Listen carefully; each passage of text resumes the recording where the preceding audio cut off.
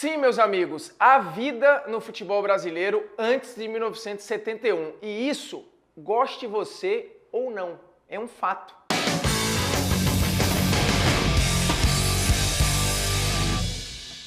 Fala moçada, beleza? Polêmicas vazias na área e um polêmicas mais espinhoso do que nunca. Quem foi agraciado, bate palmas, quem não foi, reclama. E atendendo a muitos pedidos, vamos tratar da unificação dos títulos brasileiros. Nada mais é do que o reconhecimento oficial por parte da CBF dos títulos entre 59 e 1970. Você teve primeiro a Taça Brasil e depois um torneio chamado popularmente como Robertão. Quem ganhou nesse período ganhou um campeonato brasileiro. E aí é preciso dar méritos a quem foi cavucar a história para tentar fazer justiça oficial a muita gente que ficava esquecida ou muitas conquistas que tinham um tamanho menor do que realmente elas valiam ou valem.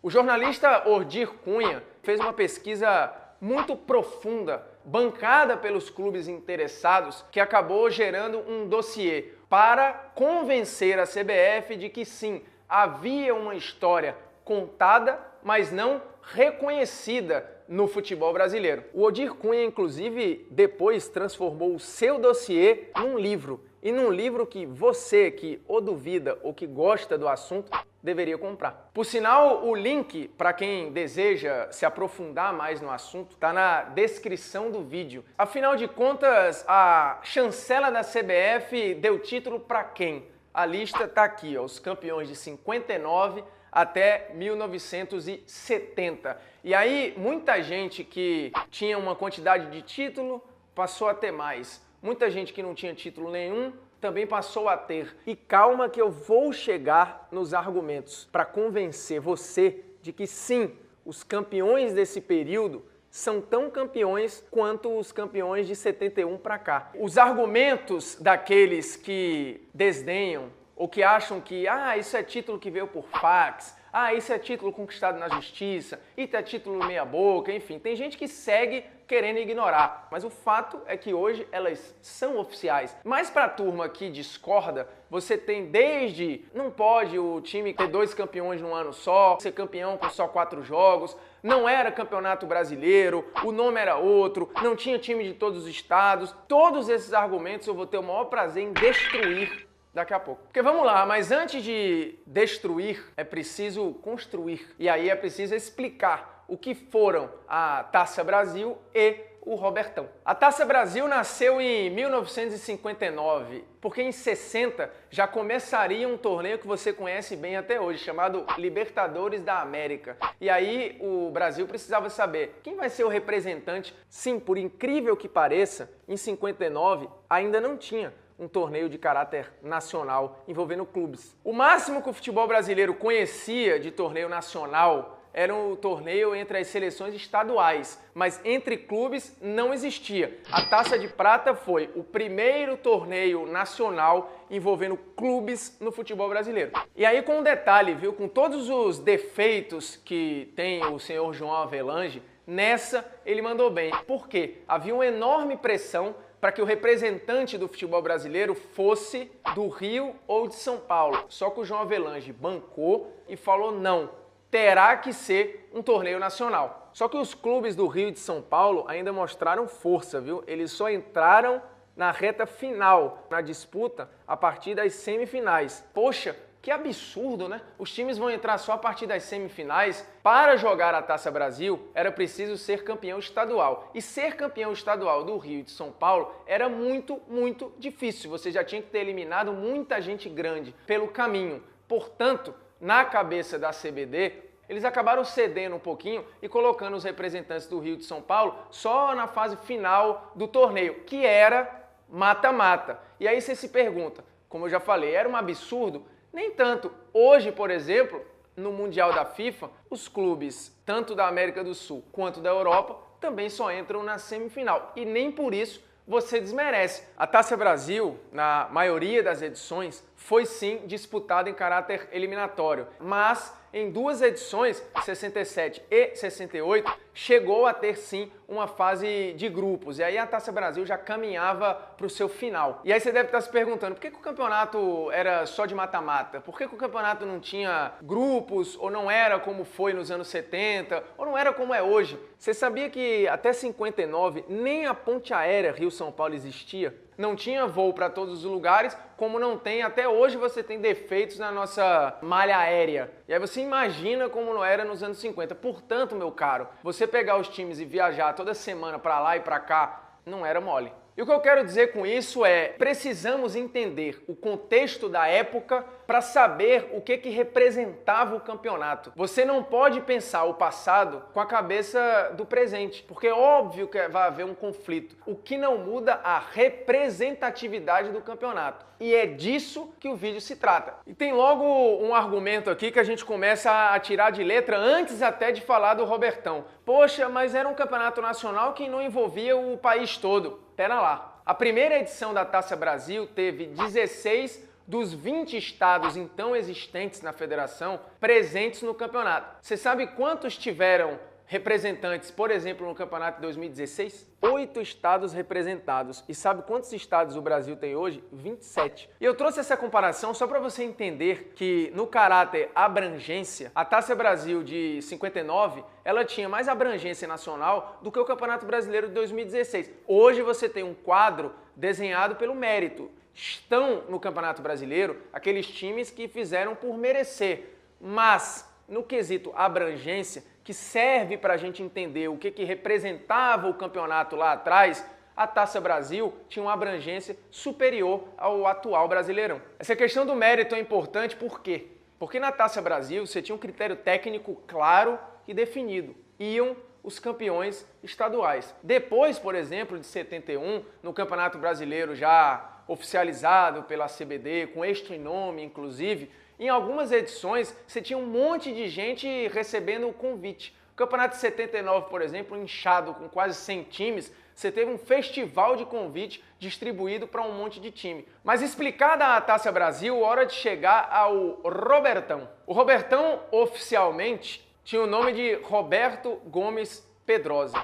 E sabe qual era o nome desse torneio, popularmente? Torneio Rio-São Paulo. O Rio-São Paulo acabou virando o que era o desejo das federações do Rio-São Paulo há muito tempo, um campeonato de caráter nacional, só que modificado. No final dos anos 60, depois que o Cruzeiro ganhou uma edição da Taça Brasil, as federações do Rio e São Paulo começaram a perceber que tinha qualidade no futebol fora do eixo. E aí resolveram ampliar o torneio Roberto Gomes Pedrosa. E aí uma coisa que é ampliada virou de Roberto para Robertão. E aí a CBD, à época, ainda estava envolvida com a organização da Taça Brasil. Então, no começo do Robertão, quem organizou foram as federações do Rio e de São Paulo. Elas resolveram convidar equipes de Minas, do Paraná e do Rio Grande do Sul. Um negócio bem panelinha. Pernambuco e Bahia entraram depois, tá? Na segunda edição do Robertão. E de fato o Robertão acabou engolindo a Taça Brasil. Por mais que durante 2 anos nós tivéssemos a Taça Brasil e o Robertão acabou ganhando mais as atenções. O Robertão foi tirando os holofotes da Taça Brasil. Porém, a Taça Brasil seguiu sendo o critério de classificação para a Libertadores. Portanto, a Taça Brasil estava perdendo as atenções, mas continuava mantendo a sua finalidade. E daqui a pouco eu chego nessa história de, poxa, 2 campeões no ano. Sim, você já viu e nem lembra. Entre 68 e 70, lembrando, a CBD acabou pegando a organização do Robertão, que virou Taça de Prata. Mas o que tinha de mudança de nome nessa época, meu amigo, não tá no gibi. O Campeonato Brasileiro, como a gente conhece, nasceu em 1971. Só que usando a fórmula de disputa do Robertão. Era claro que os campeões do Robertão já eram campeões brasileiros. Inclusive, esse era o sentimento da época. E aí, de 71 para cá, é o campeonato como a gente conhece. Ninguém nunca questionou os campeões. Mesmo que o campeonato tenha mudado de nome várias vezes. E de fórmula de disputa, nem se fale. Entre 71 e 74, o Brasileirão tinha o nome de Campeonato Nacional. Entre 75 e 79, mudaram o nome do campeonato para Copa Brasil. E a partir de 1980, o nome de Campeonato Brasileiro. Só que em 87 e em 2000 tivemos nomes diferentes. Em 87 nasceu do Clube dos 13 a Copa União. E em 2000 nasceu a Copa João Avelange. Esse festival de nomes teve de lá para cá várias fórmulas de disputa. Na época em que não era pontos corridos, por exemplo, não teve um ano sequer que o Campeonato Brasileiro tivesse a mesma fórmula de disputa. O que eu quero dizer com isso, amigão? Que não interessa a fórmula de disputa, não interessa o nome do campeonato. O que importava era o significado do campeonato. Ninguém tem dúvidas de que o campeonato de 75, mesmo que tivesse um nome diferente, era o Campeonato Brasileiro. O Campeonato 2000, que é um ponto bem interessante, né? A Copa João Avelange 2000 só terminou em 2001. E em 2001 nós tivemos outra edição de Campeonato Brasileiro. Portanto, em 2001 tiveram 2 campeões brasileiros. É óbvio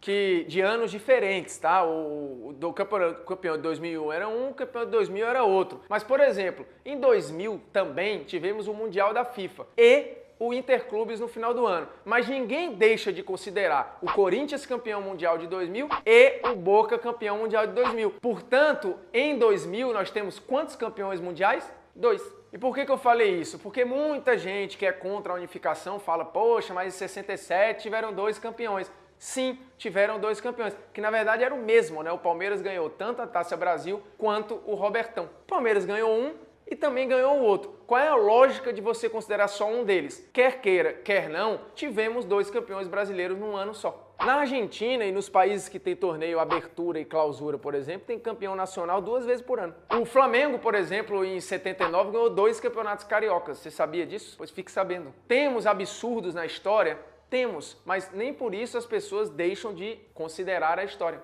É normal que a gente tivesse 2 campeonatos ali, porque se tratava de um período de transição. Você tinha um produto melhor chegando e um outro produto que já estava começando a perder força. Você tinha que fazer o link, inclusive, com a Conmebol, porque tinha ali um representante brasileiro no Campeonato Sul-Americano, na Libertadores. Portanto, tinha que ser feito com muito cuidado. E aí você tinha vários interesses ali. Portanto, durante 2 anos, tivemos 2 campeonatos brasileiros. Segue o baile. Outro argumento, a Taça Brasil era a Copa do Brasil. Não, não era a Copa do Brasil. Podia até ter uma fórmula parecida. A Copa do Brasil acabava colocando muita gente para se enfrentar equipes de divisões diferentes. A Taça Brasil era o principal torneio quando ela foi criada, portanto, por mais que a fórmula de disputa pareça igual e de fato tinha semelhanças, não era o mesmo significado, não tinha a mesma representatividade. E aí eu já falei aqui de finalidade, de representatividade, de meritocracia e de reconhecimento. E o que eu falo de reconhecimento? Esse reconhecimento só veio muito tempo depois,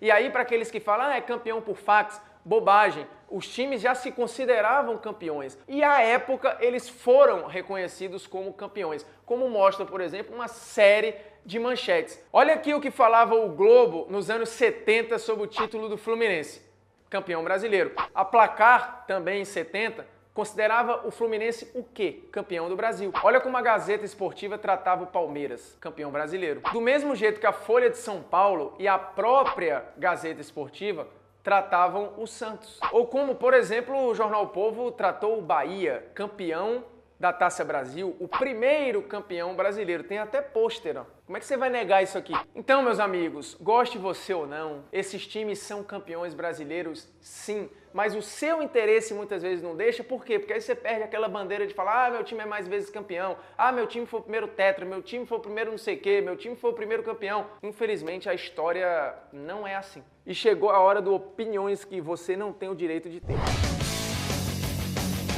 Quem considera os campeões intercontinentais campeões mundiais tem obrigação de achar os campeões de antes de 71 também campeões nacionais, porque ali você tinha fórmula de disputa diferente, você tinha outro nome, mas você tinha o quê? A mesma finalidade, a mesma representatividade e o mesmo reconhecimento à época. Portanto, intercontinental e mundial, se você acha, ok, Taça Brasil e Robertão também são brasileiros, sinto lhe informar. E sinto lhe informar outro ponto, que é uma opinião que você não tem o direito de ter, que eu já ouvi muitos falando, ah, mas na Europa não é assim. Não, meu amigo, não contam de outra forma. Pelo contrário, deveria servir de inspiração, inclusive, pra gente. O Leipzig é, até hoje, considerado o primeiro campeão alemão. Mas você sabia que nessa época ainda não tinha a Bundesliga, ainda não tinha desenhado um campeonato alemão, mas tinha um torneio de caráter nacional. O Leipzig ganhou e está lá na lista de campeões nacionais. Outro exemplo é o Genoa, 9 vezes campeão italiano, mas antes da era do profissionalismo. E por lá você não tem nenhum questionamento ao Genoa. Se você colocar o ranking dos campeões italianos, o Genoa aparece em 4º lugar. Mesmo com esses títulos que aqui no Brasil iam ser ditos como títulos meia-boca, títulos por fax, não, foram títulos de caráter nacional. E a época era o que tinha. Hoje foi bacana. Polêmicas Vazias toda sexta-feira, 11 da manhã, no YouTube do Esporte Interativo. Se você não é inscrito e viu esse vídeo, olha o que você está perdendo. Você vai lá e se inscreve, coloca o sininho para receber notificação e o mais importante, principalmente num vídeo como esse, compartilhe, distribua informação, curta e vá lá e comente. Por que você discorda? Por que você concorda? Seu time foi agraciado? O seu não foi? E aproveitando ainda o tema Brasileirão, que tal a gente cornetar as seleções da Série A? Tivemos 2, né, a da Bola de Prata e a seleção oficial da CBF, cheia de problemas. E aí a gente elege a do Polêmicas Vazias.